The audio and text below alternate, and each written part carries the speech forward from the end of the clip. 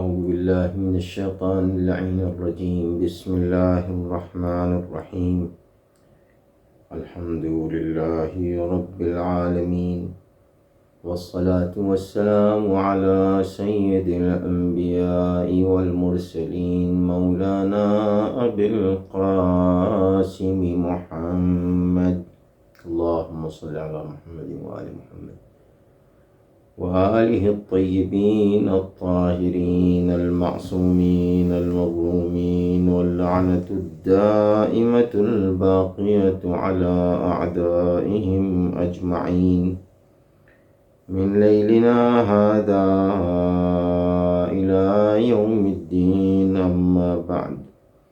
فقد قال الله العظيم في كتابه الكريم: بسم الله الرحمن الرحيم. وإنه في أم الكتاب لدينا لعلي حكيم. صلوات على محمد وآل محمد. اللهم صل على محمد وآل محمد. تذکرہ ہے مادر حضرت عباس علمدار حضرت ام البنین سلام اللہ علیہا کا، ان کی شہادت کی مناسبت سے 13 جمادی الثانی سن 64 ہجری میں حضرت ام البنین سلام اللہ علیہا کی شہادت ہوئی۔ حضرت ام البنین سلام اللہ علیہا کی شخصیت کو سمجھنا آسان نہیں ہے، اور جب حضرت ام البنین سلام اللہ علیہا کی شخصیت انسان نہیں سمجھ سکتا تو بی بی زینب کی شخصیت کو، جو ثانیہ زہرا کہلاتی ہیں، ان کی شخصیت کو کیسے سمجھ سکتا ہے؟ اور جب ان کی شخصیت کو نہیں سمجھ سکتا تو وہ بی بی جنہیں فاطمۃ الزہرا سلام اللہ علیہا کہا جاتا ہے، ان کی شخصیت کو کیسے سمجھ سکتا ہے؟ یہ بی بی حضرت ام البنین سلام اللہ علیہا، ان کا نام تھا فاطمہ، اور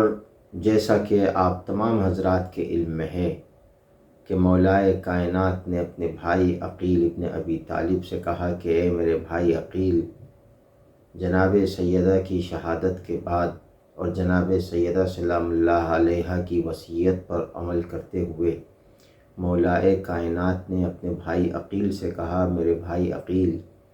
میرے لیے کسی ایسے خاندان میں کسی خاتون کو تلاش کرو کہ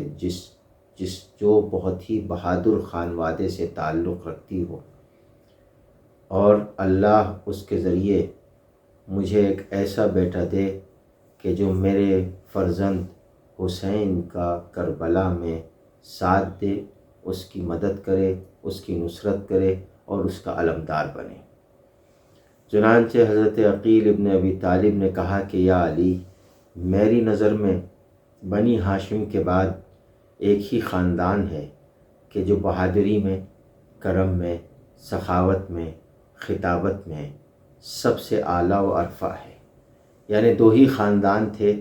ایک بنی ہاشم کا خاندان، ایک حضرت فاطمہ جن کا لقب ام البنین پڑا، حضرت ام البنین سلام اللہ علیہا کے آباء و اجداد، ان کا خاندان۔ وہ عظیم خاندان تھا کہ جو شجاعت میں، سخاوت میں اور خطابت میں اور فصاحت و بلاغت میں پورے عرب میں مشہور و معروف تھا۔ یہی وجہ ہے کہ کوئی بھی ان کے خاندان سے ٹکر لینے کی جرأت نہیں کر سکتا تھا۔ جناب ام البنین سلام اللہ علیہا کا ایک خواب میں آپ کی خدمت میں عرض کروں، اور ان کے والد کا خواب۔ پہلے میں ان کے والد حضرت حزام بن خالد کا خواب آپ کی خدمت میں پیش کرتا ہوں کہ انہوں نے خواب میں دیکھا کہ ایک نہایت حسین و جمیل موتی ان کے ہاتھ میں آیا ہے، اور ایک شخص گھوڑے پر سوار ہو کر عربی لباس میں ان کے پاس آیا ہے اور سوال کرتا ہے کہ اے حزام، یہ اس موتی کی قیمت کیا ہے؟ تو حزام کہتے ہیں کہ مجھے اس موتی کی قیمت کا اندازہ نہیں ہے کہ اس کی کیا قیمت ہوگی۔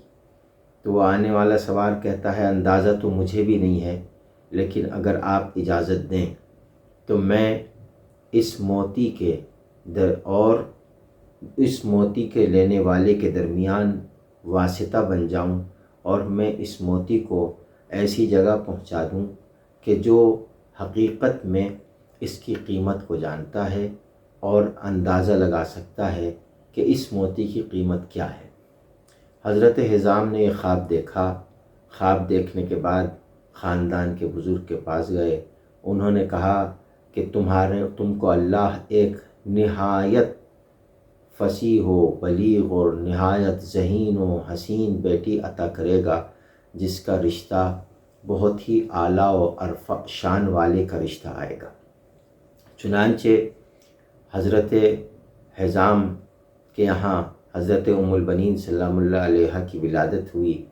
اور جب وہ بڑی ہوئیں اور مولائے کائنات نے حضرت عقیل سے کہا تو حضرت عقیل گھوڑے پر سوار ہو کر اسی انداز سے، جس انداز سے حضرت حزام نے خواب دیکھا تھا، اسی انداز سے رشتہ لے کر آئے۔ اس کے بعد میں آپ کی خدمت میں حضرت ام البنین سلام اللہ علیہا کا خواب عرض کر دوں کہ وہ خواب یہ تھا کہ جناب ام البنین سلام اللہ علیہا نے خواب دیکھا کہ نہایت صاف و شفاف، نہایت اعلیٰ و ارفع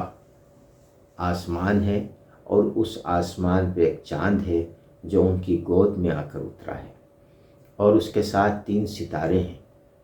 یہ خواب حضرت ام البنین نے دیکھا، اپنی والدہ گرامی سے بیان کیا۔ والدہ گرامی نے ان کی خاندان کے بزرگ سے بیان کیا جو تعبیر دیا کرتے تھے، تو انہوں نے بھی یہی تعبیر دی کہ ایک بہت ہی اعلیٰ و ارفع خاندان سے، اعلیٰ و ارفع صاحب عظمت، صاحب حشمت، صاحب علم، صاحب فضل و تقوی کا رشتہ آئے گا، اور اس سے اللہ آپ کی اس بیٹی کو 4 بیٹے عطا کرے گا، جن میں سے جو بڑا بیٹا ہوگا وہ بالکل چاند کی طرح ہوگا۔ اور یہی وجہ ہے کہ حضرت ابو الفضل عباس علیہ السلام کا لقب قمر العشیرہ اور قمر بنی ہاشم پڑا۔ بنی ہاشم پورے عرب ورلڈ میں، عام طور پر عرب پوری دنیا میں حسین کہلاتے تھے۔ عربوں میں مکے کے رہنے والوں میں بنی ہاشم سے زیادہ کوئی حسین نہیں تھا۔ ہر فرد ان کا نہایت حسین و جمیل، اللہ نے ان کو تقوی،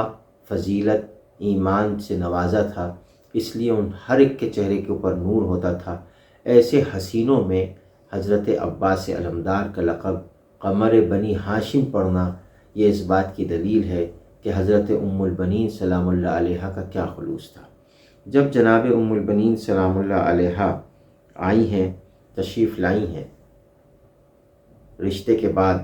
جب دلہیز پہ آئی ہیں جناب سیدہ سلام اللہ علیہا کی، تو عجیب انداز تھا ان کے آنے کا۔ کوئی دلہن آتی ہے اپنے شوہر کے گھر تو خوش ہو کر آتی ہے، کوئی بیٹی آتی ہے اپنے باپ کے گھر سے اپنے شوہر کے گھر تو اس کے چہرے پر خوشی کی لہر ہوتی ہے، لیکن جناب سیدہ کے گھر جب تشریف لائیں، مولا علی کے گھر جب تشریف لائی ہیں حضرت ام البنین سلام اللہ علیہا، تو یہ ان کی خاندانی شرافت، اہل البیت علیہم السلام سے محبت اور مودت کا ایک جذبہ تھا جو انہوں نے ظاہر کیا کہ سب سے پہلے آ کر اس چوکھٹ کو چوما، اس چوکھٹ پر اپنی پیشانی رکھی، اور مولا علی کے گھر میں جب تشریف لائی ہیں تو تشریف لانے سے پہلے حضرات حسنین سلام اللہ علیہما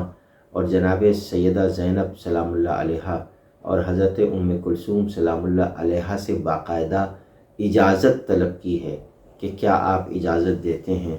کہ میں آپ کے گھر کی کنیز بن کر آپ کے گھر میں داخل ہوں۔ یہی خلوص تھا حضرت ام البنین کا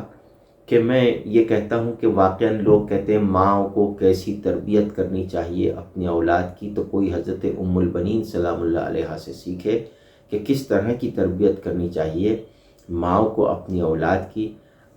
حضرت ام البنین اس کا ایک عظیم ترین نمونہ ہے کہ اپنی اولاد کو حب اہل البیت کیسے سکھایا جاتا ہے، محبت اہل بیت ان کے دل میں کیسے بٹھائی جاتی ہے۔ جب آئی ہیں تو مولائے کائنات سے انہوں نے درخواست کی ہے کہ یا علی، میرا نام اگرچہ فاطمہ ہے لیکن مجھے آپ اس نام سے مت پکاریے گا۔ مولائے کائنات نے سبب پوچھا تو کہا یا علی، آپ جب اس نام سے پکاریں گے تو فاطمہ کی اولادیں اپنی ماں کو یاد کریں گی، ان کے دل میں حزن و غم ہوگا اور اس حزن و غم کا سبب میں بنوں گی، لہٰذا آپ مجھ کو ام البنین پکاریے۔ اور جب ام البنین پکارنا شروع کیا تو اللہ نے پہلا بیٹا حضرت عباس علمدار کی شکل میں دیا، اور آپ اندازہ لگائیے حضرت عباس علمدار کی شخصیت کا کہ 3 اماموں نے ان کے ہاتھ چومے۔ ایک مولائے کائنات نے جب مولا عباس کی ولادت بسعادت ہوئی تو ان کے ہاتھ چومے، ان کی پیشانی چومی، ان کے رخساروں کو بوسہ دیا، اور دوسرے حضرت امام حسن علیہ السلام نے، اور تیسرے حضرت امام حسین علیہ السلام نے کربلا کے میدان میں عباس کے کٹے ہوئے ہاتھوں کو چوما۔ یہ حضرت ام البنین سلام اللہ علیہا کی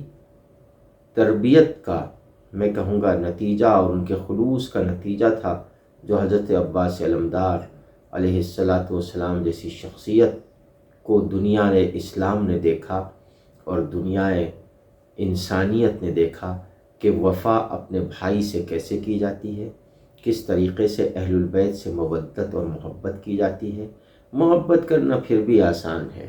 لیکن حضرت ام البنین نے محبت نہیں سکھائی، مودت سکھائی اہل البیت علیہ السلام سے۔ اور جس طریقے سے حضرت ام البنین نے اپنے کو کنیز کہا، اسی طرح اپنی اولاد کو سکھایا کہ کبھی بھی حسن و حسین کو اپنا بھائی مت کہنا، ہمیشہ آقا کہنا۔ آپ کے 4 بیٹے تھے، چاروں کے چاروں بیٹے امام حسین علیہ السلام کی نصرت اور مدد میں کربلا میں شہید ہوئے، اور شہداء کربلا میں 72 شہیدوں میں ان کا نام درج ہوا، اور وہ بھی ایک الگ شان کے ساتھ۔ مولا عباس علیہ السلام ان میں سب سے بڑے بیٹے تھے حضرت ام البنین کے۔ حضرت ام البنین سلام اللہ علیہا جب کربلا کے لیے امام حسین علیہ السلام سفر کر رہے تھے تو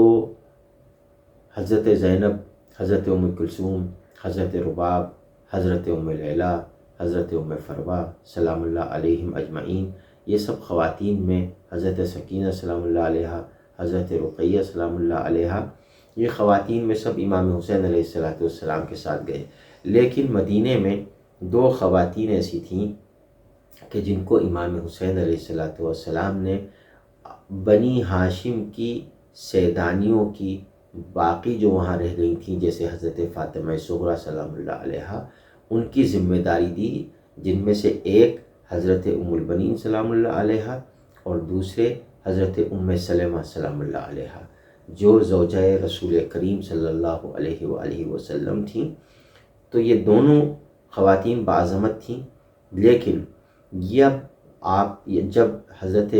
امام حسین علیہ السلام کی شہادت ہوئی ہے تو اب سوال یہ پیدا ہوتا ہے کہ جناب ام البنین سلام اللہ علیہ کی شہادت کب ہوئی؟ تو آپ کی شہادت ہوئی کربلا سن 61 ہجری میں کربلا ہوئی عاشور، اور سن 64 ہجری 13 جمادی الثانی کو، یعنی 3 سال کے بعد سمجھیے، جناب ام البنین سلام اللہ علیہ کی شہادت ہوئی ہے۔ تو اس شہادت سے پہلے یہ جو 3 سال جناب ام البنین نے گزارے، کس انداز سے گزارے؟ اس انداز سے گزارے کہ حضرت ام البنین سلام اللہ علیہ جاتی تھیں، اور کہاں جاتی تھیں؟ جاتی تھیں بقیع، وہاں پر 4 قبریں بناتی تھیں، 4 قبریں بنا کے کہتی تھیں اپنے چاروں بیٹوں کو، پھر ان کو مٹا دیتی تھیں ان قبروں کے نشان کو، اور مٹا کے کہتی تھیں کہ تمہاری رونے والی ماں تو موجود ہے، میں اس کو روں گی جس کی کوئی رونے والی ماں موجود نہیں ہے، اور نشان قبر حسین بناتی تھیں اور اس پہ آواز بلند گریا کرتی تھی۔ اپنے پوتے عبید اللہ ابن عباس، جو حضرت عباس کے ایک بیٹے مدینے میں تھے، ان کو لے کے بقی جاتی تھیں، اور روایت میں یہ بھی ہے کہ کبھی کبھی بنی ہاشم کی کچھ خواتین کو لے کے جاتی تھیں اور بلند آواز سے امام حسین علیہ السلام پہ گریہ کرتی تھیں، یہاں تک کہ کافی لوگ مدینے کے جمع ہو جاتے تھے اور ان کے گریہ کے ساتھ گریہ کرتے تھے۔ اس حد تک لکھا ہوا ہے کہ مروان ملعون اس وقت مدینے میں رہتا تھا، لیکن اس کی جرأت کبھی نہیں ہوئی جناب سیدہ سلام اللہ علیہ تک کے لیے کہہ دیا تھا یا دن میں رو لیا کریں یا رات میں رو لیا کریں، لیکن حضرت ام البنین کے لیے مروان جیسے خبیث ترین شخص کی، جو بنی امیہ کا بھی سب سے بدترین شخص تھا، اس کی ہمت نہیں ہوئی یہ کہنے کی کہ آپ رویا مت کیجئے، مدینہ ڈسٹرب ہوتا ہے، کیونکہ مروان کو معلوم تھا کہ حضرت ام البنین دو طرف سے، ایک حضرت ام البنین جن بیٹوں کی ماں تھیں ان کا خاندان یعنی مولا کائنات کا خاندان، بنی ہاشم کا خاندان شجاع ترین خاندان تھا، دوسرے خود حضرت ام البنین جس باپ کی بیٹی تھیں وہ خاندان بہادر ترین خاندان تھا بنی ہاشم کے بعد، لہٰذا اس کی جرأت نہیں ہوئی حضرت ام البنین سے یہ کہنے کی کہ آپ یا دن میں رو لیا کریں یا رات میں رو لیا کریں یا آپ ڈسٹرب ہوتا ہے مدینہ، نہیں، بالکل ہمت نہیں ہوئی، اس لیے کہ پتہ تھا کہ اگر میں کچھ کہوں گا تو مدینہ پلٹ جائے گا، اگر میں کچھ کہوں گا تو حکومت پلٹ جائے گی، معلوم تھا دونوں طرف سے بہادر لوگ ہیں، اس لیے یہ جناب ام البنین سلام اللہ علیہ تھیں کہ جو امام حسین علیہ السلام پر اتنا روئیں، انہوں نے اتنا گریہ کیا کہ تاریخ میں لکھا ہوا ہے کہ دو ہی لوگ تھے کہ جنہوں نے گریہ کیا تو ان کی آنکھیں جاتی رہیں، حضرت یعقوب جنہوں نے حضرت یوسف کی جدائی پہ گریہ کیا، اور ایک حضرت ام البنین جنہوں نے حضرت امام حسین کی مصیبت پہ گریہ کیا، ان کی شہادت پر، کربلا کی مصیبتوں پر، کبھی علی اصغر کو یاد کر کے روئیں، کبھی عباس کے کٹے ہوئے بازوؤں کو روئیں، کبھی قاسم کے پامال شدہ لاشیں کو روئیں، کبھی علی اکبر کی کڑیل جوان شہادت پر روئیں، کبھی ان کے سینے کی برچھی کو یاد کر کے روئیں، کبھی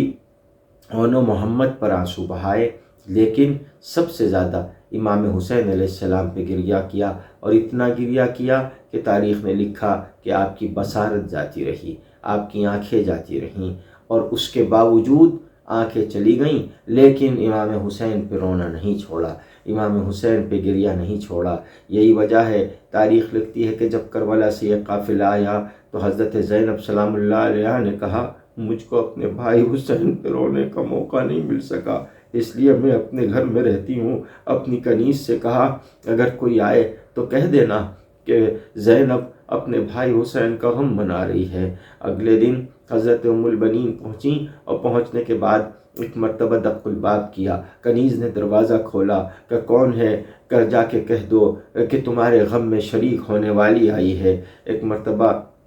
حضرت ام البنین کیا یہ پیغام حضرت زینب تک پہنچا تو کہا میں نے تم کو کہا تھا کہ کوئی آئے تو منع کر دینا، کہا کہ ایک خاتون آئی ہیں جو یہ کہتی ہیں کہ تمہارا غم میرا غم ہے، جس کو تم رو رہی ہو اسی کو میں رونے آئی ہوں۔ حضرت زینب نے کہا جاؤ، شاید ایسا تو نہیں ہے کہ مادر عباس آئی ہوں۔ ایک مرتبہ جب جا کے دیکھا تو کہا ہاں وہ کہتی ہیں میں مادر عباس ہوں۔ وہ ایک مرتبہ زینب